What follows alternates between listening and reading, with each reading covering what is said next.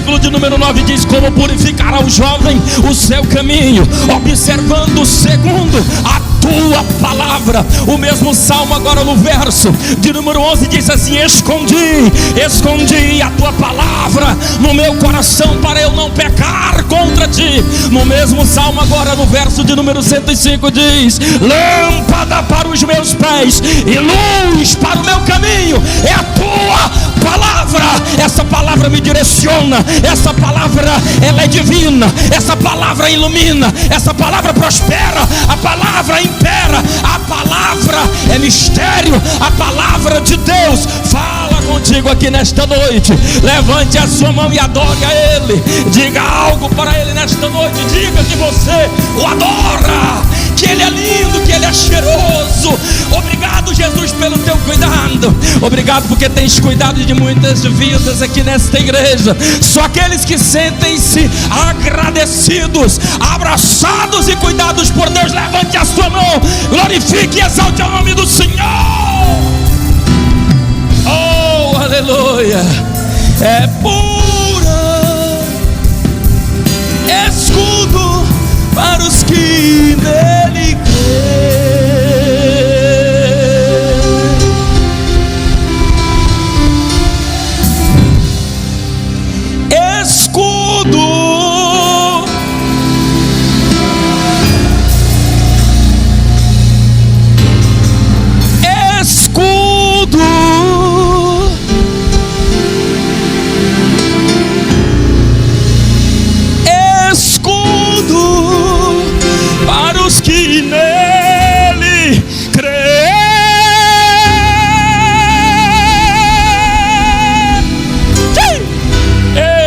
Glória a Deus, aleluia. Em pé por bondade, em pé. 1 Pedro, capítulo de número 5, versículo de número 7. Estou sentindo a presença de Deus, irmãos. Aleluia. Lançando sobre ele toda a vossa ansiedade, porque lançando sobre ele toda a vossa ansiedade, porque dá para melhorar, lançando sobre ele toda a vossa ansiedade, porque assentai-vos, queridos, ficai à vontade na liberdade do Espírito Santo de Deus. Mas todo o vosso espírito, alma e corpo estejam voltada para a palavra de Deus. Meus amados, queridos, diletos e abençoados irmãos, o texto que ora acabamos de ler, ele fora escrito num período muito difícil da igreja aqui na terra. Talvez um dos momentos mais difíceis, mais conturbados que a igreja tenha passado. No dia 17 de julho do ano 64 depois de Cristo. Nesse período ainda era o imperador, o mais terrível César, que já apareceu da sua linhagem. O nome dele era Nero.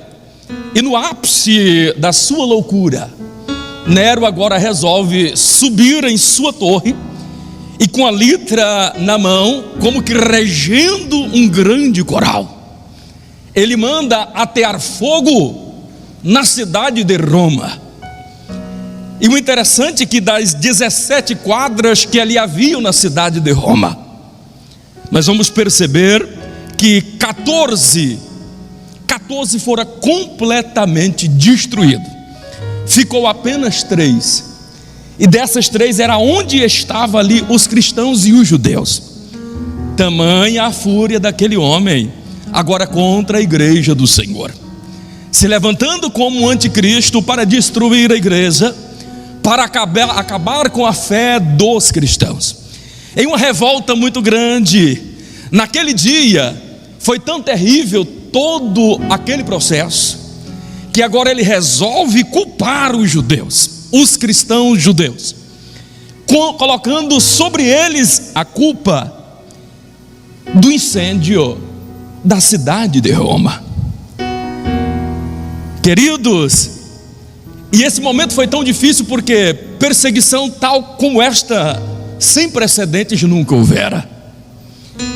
E ali naquele período, cristãos vão se espalhando por todos os lugares, uns fogem para Chipre, outros para Cirene, e vão fugindo. Mas o interessante é que o evangelho do Senhor, perseguição nunca conseguiu parar, e a palavra continuou sendo pregada. A palavra de Deus alcançou os confins da terra. O que era para ser perseguição, a semente daqueles mártires fizeram a palavra de Deus chegar até os dias de hoje. Cristãos eram mortos naquela época, e faziam-se estacas e cruzes e crucificavam vivo ali os cristãos.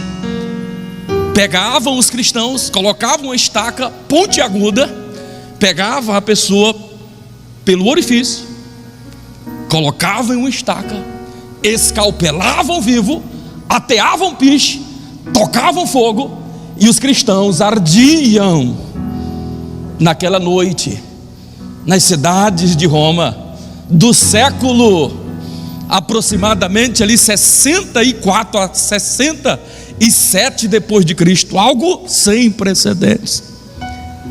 E é nesse contexto que esse homem, Pedro, vai escrever a sua primeira epístola.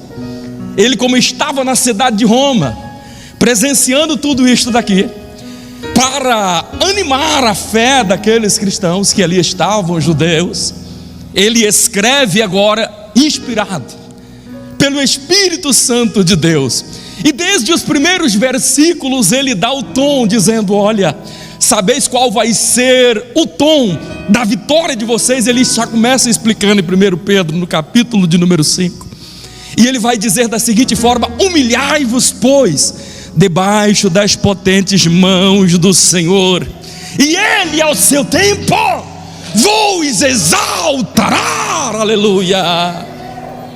Era se humilhar na presença de Deus que Deus daria a vitória.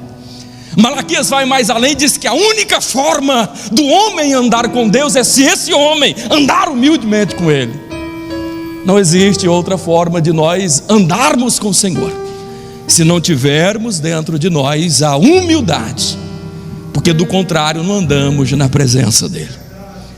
Meus queridos, é nesse contexto aqui que eu quero trazer esta mensagem, porque se a perseguição era muito grande, esse foi o combustível que os alimentou a continuar propagando e levando a palavra do Senhor, porque eles sabiam que não estavam sozinhos, eles sabiam que não estavam abandonados, que Deus tinha cuidado deles, que Deus se importava com eles, que Deus estava os enxergando em meio àquela luta e dizendo: filho, eu estou contigo, eu não te desampararei, eu sou contigo, eu tenho cuidado de ti.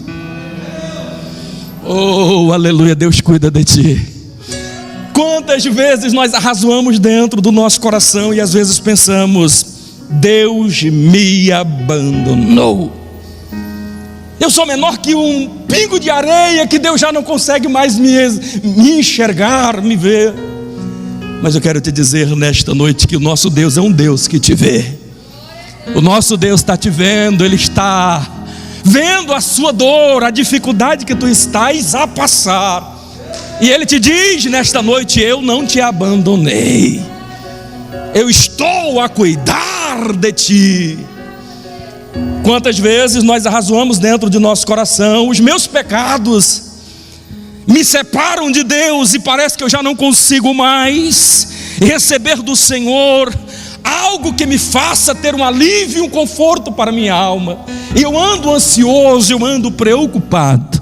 E Deus diz para você nesta noite: lança sobre Ele a vossa ansiedade, porque Ele tem cuidado de ti, Ele tem cuidado de todos vós. Lembrando-me desta passagem, eu me lembro da história de um homem abençoado, jardineiro, nas ruas de Glasgow, lá na Escócia. Esse homem abençoado, Peter Marshall, um piedoso jardineiro, que tinha a palavra de Deus arraigada no seu coração. Certo dia, ele cuidando ali de uma das casas que ele era responsável, cuidando do jardim, podando, vai podar uma árvore, e ele encontra agora um ninho, e nesse ninho 2 pequenos ovos. Ele olha, retorna lá para o dono da casa e disse: olha, moço, está tudo pronto, mas falta apenas um galho para ser podado. E eu quero lhe pedir a permissão, a gentileza, a bondade de o Senhor deixar um pouquinho mais, até que aqueles ovos venham deles nascer 2 filhotes, e eles consigam com as suas próprias forças voarem para a sua liberdade. O homem: não, tudo bem. Passa-se 2 meses, ele retorna ali, e quando ele chega lá, observou que só estava já o ninho. Os passarinhos já tinham agora nascido, tinham ganhado asas, e estavam voando na sua trajetória rumo à sua liberdade. Então nesse momento ele corta aquele galho ali, e quando o galho chega ao chão, ele vai pegar aquele ninho ali, e pegando aquele ninho, ele vê o ninho tão frágil em suas mãos, ele começa a tirar. Tinha ali alguns gravetos, alguns cipós, tinha também ali alguns pequenos resíduos de folhas, e uma folhinha um pouco maior, estava um trecho da palavra de Deus, era apenas a metade, a parte final de um versículo, que é o que nós acabamos de ler. Deus tem cuidado de ti. O versículo todo está em 1 Pedro 5:7, que nós acabamos de ler. Diz: lançando sobre ele toda a vossa ansiedade, porque ele tem cuidado de vós. O que é que eu aprendo aqui, irmã? Aquelas aves, a mãe que chocava ali aqueles ovos para nascer os filhotinhos, não sabia que ela estava dormindo sobre a palavra de Deus. Aquela mãe chocando os seus filhinhos enquanto os passarinhos ali estavam, não sabiam, não tinha nem noção de que ali estava dormindo elas debaixo da palavra de Deus. O que eu estou querendo dizer com isso? Você vem para a casa do Senhor, a palavra de Deus é ministrada, e você nem se apercebe quando alguém lança uma palavra de bênção daqui de cima do púlpito para você, e você não tem noção. Enquanto você está dormindo, aquela palavra de bênção que foi lançada sobre a tua vida, Deus está cuidando de ti nos mínimos detalhes. E pode ser que aquela noite você até chore, mas o choro pode durar uma noite, mas a alegria virá pela manhã, aleluia, por causa da palavra de Deus. Quantas vezes nós nem sabemos, nem imaginamos, por causa de uma palavra de bênção aqui proferida, você vai dormir e mal sabe que Deus está trabalhando em prol da sua causa. Mateus, no capítulo de número 26, tem uma passagem que eu gosto muito, e o versículo de número 26 que diz que: olhai para os passarinhos. De novo aqui os passarinhos, né? Eles não semeiam, eles também não cegam, e tampouco eles ajuntam celeiros.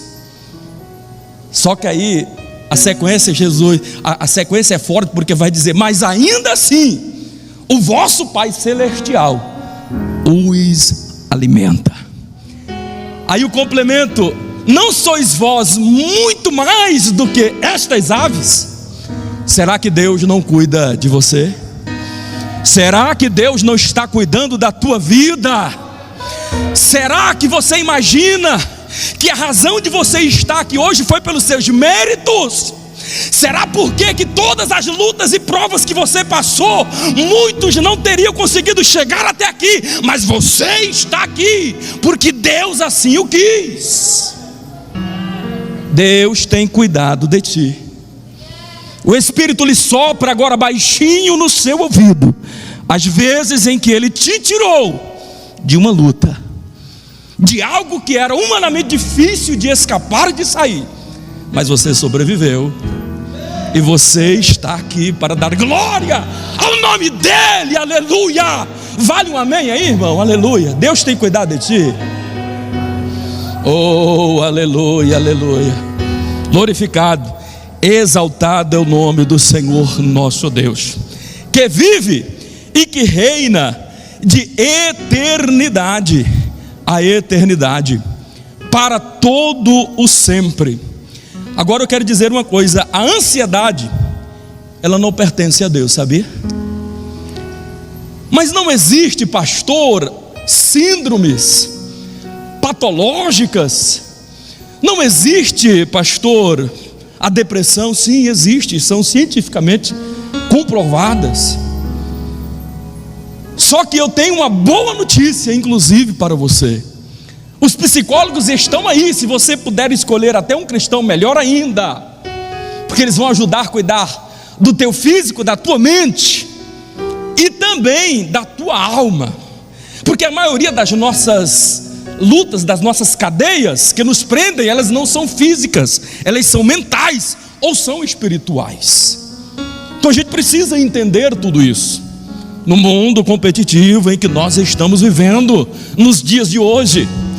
Tão terrível, há dados tão alarmantes de depressão, crises de pânico e ansiedade, feridas na alma.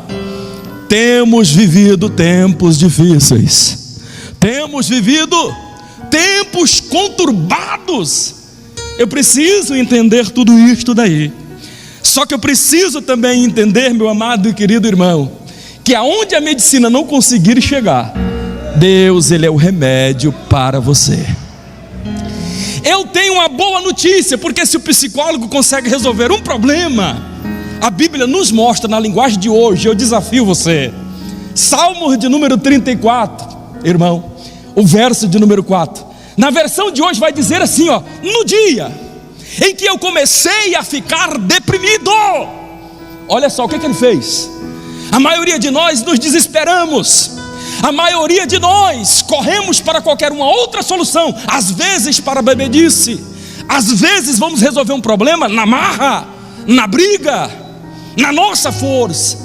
Mas o salmista aqui, ele diz: no dia em que eu comecei a ficar deprimido, aí ele vai dizer: busquei ao Senhor.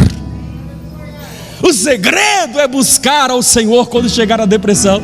E sabe o que aconteceu?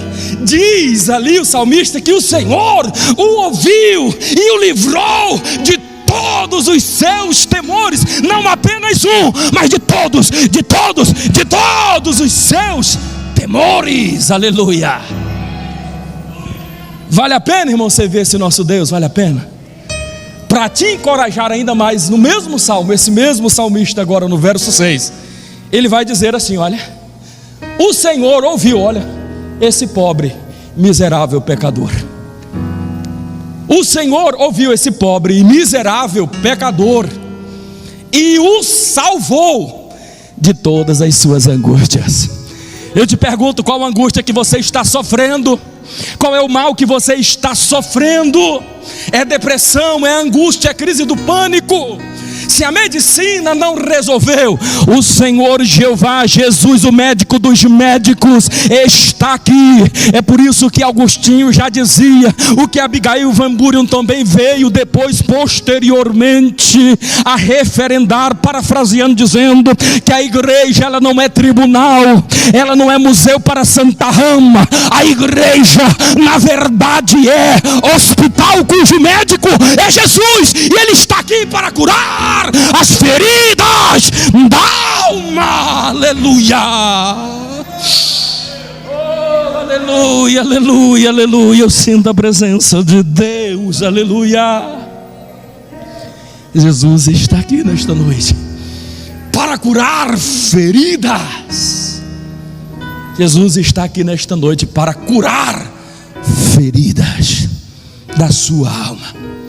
Perca tudo, mas não perca a tua esperança. Perca tudo, mas não perca a tua fé em Cristo Jesus. Existe um adágio popular que diz por aí que a esperança é a última que morre.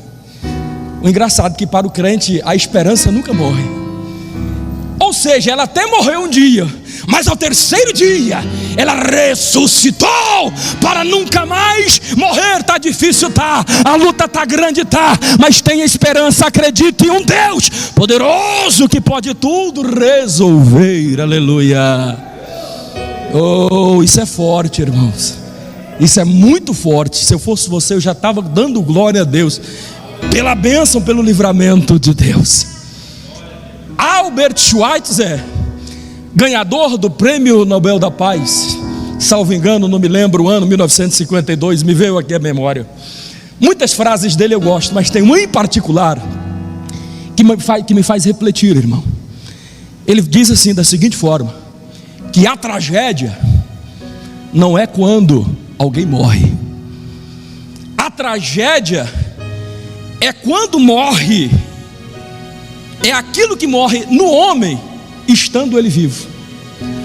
Você conseguiu entender? A tragédia não é quando o homem morre. A tragédia é que quando morre, aquilo que morre dentro do homem, estando ele vivo.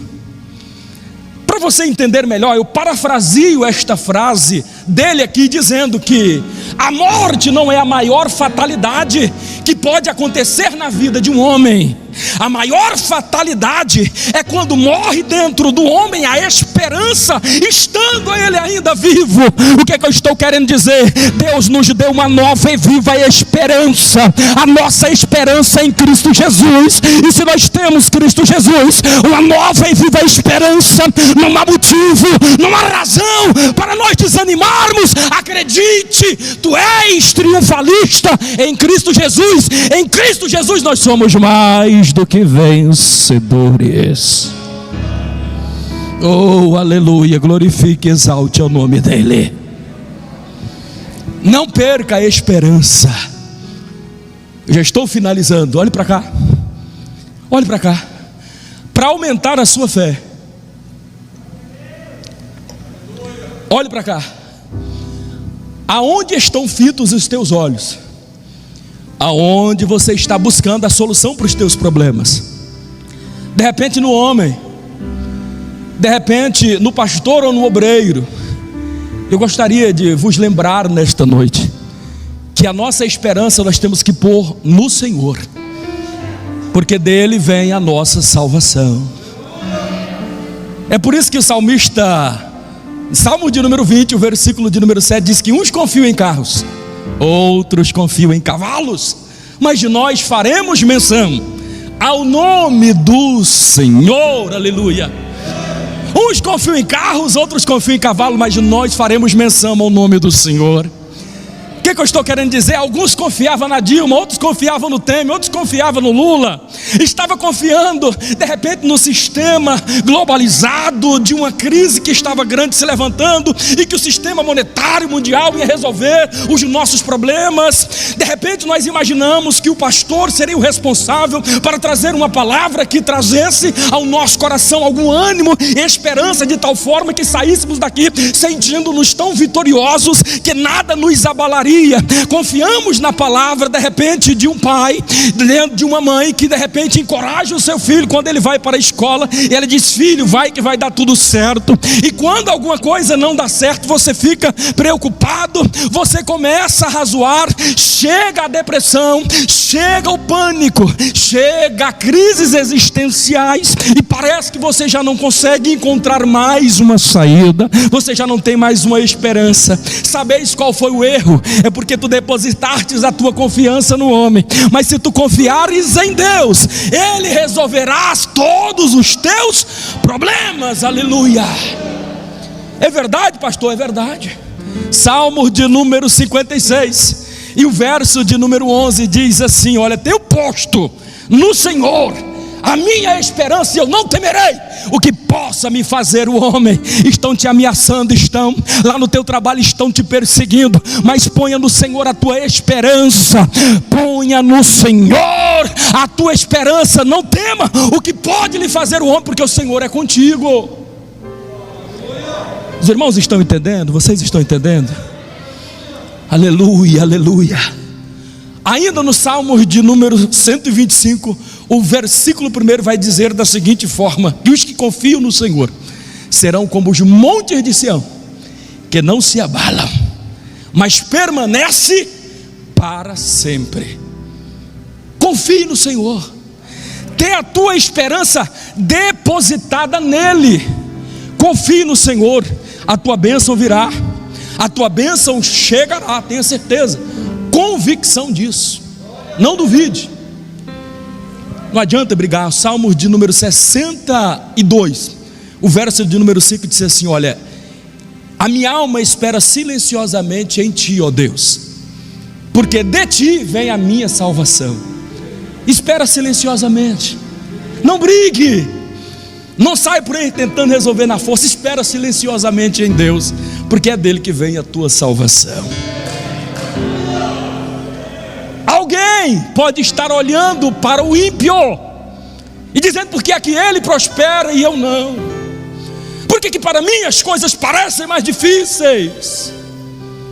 Salmos, isso é importante. Eu vou agora para Provérbios, depois volto para Salmo. Provérbios 23, e o verso de número 18 diz assim: olha, no teu coração não tenhas inveja dos pecadores, tão somente busque a Deus todos os dias, porque Deus terás para ti um bom fim, e não será malograda a tua esperança. Aleluia. Não precisa ter inveja do ímpio, daqueles que estão prosperando no teu caminho. Eu quero dizer para você, se você continuar buscando ao nome do Senhor, o salmista está dizendo que para ti terá um bom fim. O que é este fim? É porque você vai estar esperando em Deus. É por isso que eu e você escolhemos ser honestos, é porque no final do caminho existe um céu lindo e maravilhoso, e você não pode perder. Mas o ímpio não irá para lá. Então não há motivo, não há razão para tu entristecer, porque para você, ao contrário dele, terá um bom fim. E outra coisa, a tua esperança não será malograda, quer dizer, não será retardada. A tua esperança tem que estar viva, porque vivo é o nosso Deus para lhe fazer prosperar. Isso é forte, meus amados, queridos, diletos e abençoados irmãos. O que nós devemos fazer? Nos humilharmos aos pés do Senhor. Termino aqui falando do passarinho de novo. Termino aqui falando do passarinho de novo. Vocês já observaram como é que o passarinho dorme, irmã? Você já viu? Você já viu? Você já viu algum passarinho, às vezes até em um galho de uma árvore, às vezes até mesmo vocês veem aí em um fio, às vezes até de energia, né? E o que eles estão fazendo lá? Dormindo. Você já viu como é que o passarinho não cai? Você já parou para pensar? O passarinho não cai, ele dorme e está lá grudado, né? No fio, no galho. E se você tentar tirar, você não consegue tirar ele ali do galho. Qual é o mistério disto daí? Eu aprendo uma lição maravilhosa nesse texto. Sabeis qual é? É que o passarinho, ele tem em seus tendões, no momento em que ele dobra os seus joelhos, é acionado lá embaixo uma trava nos pés, como se tivesse uma trava, e aquela trava aperta tão forte que não se desprende. Pode vir vento, mas ele está lá grudado enquanto ele está com os joelhos dobrados. Nem o vento, nenhuma tempestade o derruba de lá. Ele dorme, ele descansa tranquilo, porque ele está de joelhos dobrados. Eu preciso falar mais alguma coisa? Eu preciso. Vocês estão entendendo? Qual o segredo da minha vitória? A vitória do crente é dobrar os joelhos. Não fique você pensando que é vir aqui para o culto, receber uma palavra de bênção e está tudo bem, não. Dobre o seu joelho, moça. Dobre o seu joelho, rapaz, porque é dobrando os teus joelhos que a bênção virá. Porque os crentes, ele é sustentado não pelo que os outros falam, não pela palavra dos outros, ele é sustentado pelos seus joelhos. Aleluia. O crente é sustentado pelos seus joelhos, aleluia. O crente é sustentado, você entendeu, irmão? Que coisa gloriosa. O passarinho não cai, o crente não cai. Pode vir um vendaval, pode vir a luta que vier, mas tu estás firme em Deus. Eu finalizo aqui, porque eu já não tenho mais tempo para conjecturar, não tenho mais tempo para pregar. Dá para ficar em pé só um pouquinho, por bondade? Eu quero liberar uma palavra de bênção na tua vida. Quantos querem receber mais de Deus nesta noite? Por favor, quantos querem receber mais de Deus nesta noite? Levante a sua mão. Oh, aleluia. Converse com o teu espírito em Deus. Eu tenho uma palavra de Deus ao seu coração. O texto está dizendo que Deus tem cuidado de você, sim ou não? Olhe para cá.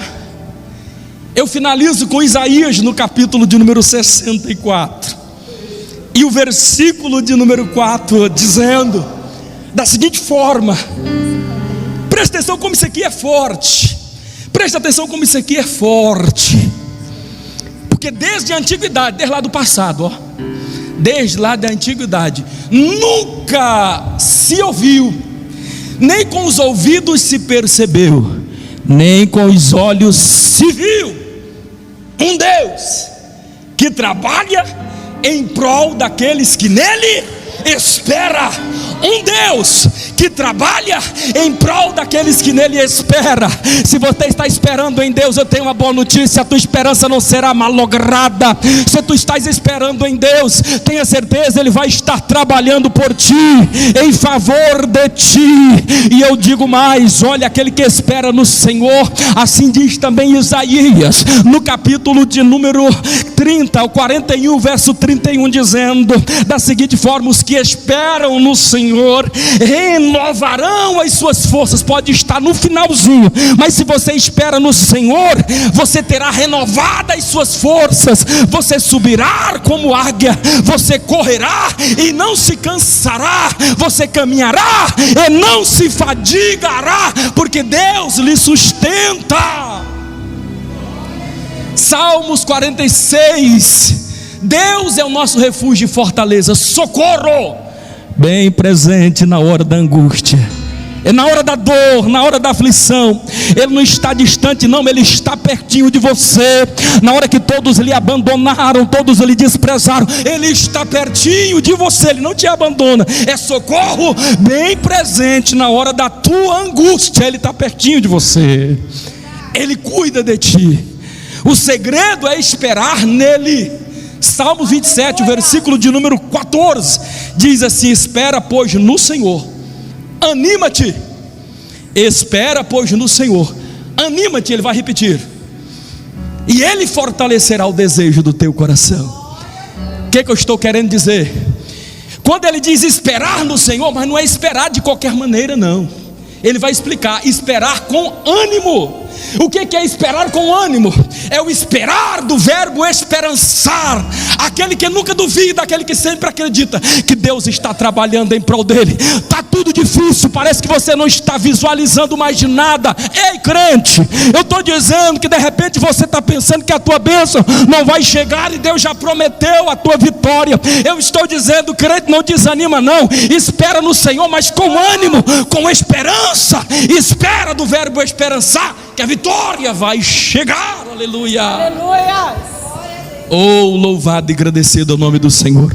Eu vou fazer uma oração agora por você, pela sua vida. Deixa eu lhe dizer uma coisa: Deus está trabalhando por vocês, irmãs. Deus está trabalhando por cada um de nós. O povo estava lá no deserto, irmãos, e no pior lugar da terra, aquele povo sobreviveu. E por que é que sobreviveu? Onde muitos morreram. Eu estou querendo dizer, por onde você passou, muitos ficaram. O deserto que você passou, muitos teriam morrido, irmã, mas a senhora sobreviveu. O deserto em que você passou, muitos teriam morrido, mas você sobreviveu. Então, quando alguém perguntar de que material você é feito, você diz: eu sou feito do barro. Mas um barro feito pelas mãos do Senhor, que soprou em minhas narinas o fôlego de vida. Por isso eu sou vaso de honra, porque sou obra das mãos de um Deus Criador. Se alguém perguntar qual é o teu nome, diga assim: sou sobrevivente. Aleluia. Por que que você é sobrevivente? Porque você sobreviveu até aqui. Aonde muitos morreram, mas você sobreviveu. Muitos caíram na fé, mas você sobreviveu. Em meio à luta, cambaleando, fraquejando, mas você ainda está aqui. Aleluia. Eu quero louvar a Deus pela sua vida. Aleluia. Oh, aleluia. E às vezes você pergunta: será que Deus não está enxergando o meu problema? Tá. Vocês pensam que lá no caminho do deserto eles não estavam murmurando? Sabe por quê? Eu quero dizer isso para você, parafraseando. Sabe por quê que o sol está tão quente? É para você saborear a água lá na terra prometida, quando você chega lá e dá valor. Sabe por quê? A luta que você está passando é tão grande, é para você dar valor. Por que que a luta é tão grande? É para quando você tomar leite e mel na terra prometida, você dar valor. Se diz: realmente aqui é um lugar de glória. Porque enquanto você estava na luta, Deus estava preparando a tua bênção, estava preparando o cenário da tua bênção. Porque Deus gasta muito mais tempo preparando o cenário da tua bênção e da tua vitória do que com a vitória propriamente dita. Pensas tu que a vitória de Davi foi quando ele derrotou? Não, ele construiu aquela vitória. Quando ele pega aquelas pedrinhas ali, ela vem descendo lá do Monte Hermon. Ela não estava bonitinha, burilada daquele jeito. 129 anos demorou para chegar ali. Quer dizer, chegou bonitinha, prontinha, para quando ele pegar lá e derrubar o gigante. O que eu estou querendo dizer com isso? Deus gasta mais tempo preparando o cenário da tua bênção, porque existe o altar secreto. Buscar a Deus, você precisa pagar o preço, dobrar os seus joelhos na tua casa. A vitória não vem de qualquer maneira. A vitória vem para aqueles que buscam, naqueles que esperam em Deus. Toda vitória tem o seu preço, aleluia. Só que a bênção vai chegar, a tua vitória vai chegar. Enquanto os irmãos estavam sofrendo lá no deserto, Deus estava preparando uma Canaã celestial, uma terra que mana leite e mel. Deus está preparando um lugar maravilhoso para você também, e é para você reinar em vida aqui ainda com Ele. Quem toma posse dessa palavra, levante a sua mão, glorifique e exalte o nome dEle. Estenda as mãos assim, deixa eu profetizar na sua vida. Diga assim: Senhor Deus, eu creio na minha bênção e na minha vitória. Agora diga assim: por quê? Dá para dizer mais alto? Tu não está convencendo nem a mim, quanto mais o Espírito Santo. Diga assim: por quê? A vitória é minha. Bate no seu peito assim, com convicção de que é crente, que acredita. Diga assim: a vitória é minha. Bate nesse peito rasgado aí para Jesus, acredita. Diga: a vitória é minha. Para o seu irmão não se entristecer, disse assim: a vitória também é sua. Aleluia. Diga para ele aí, diga.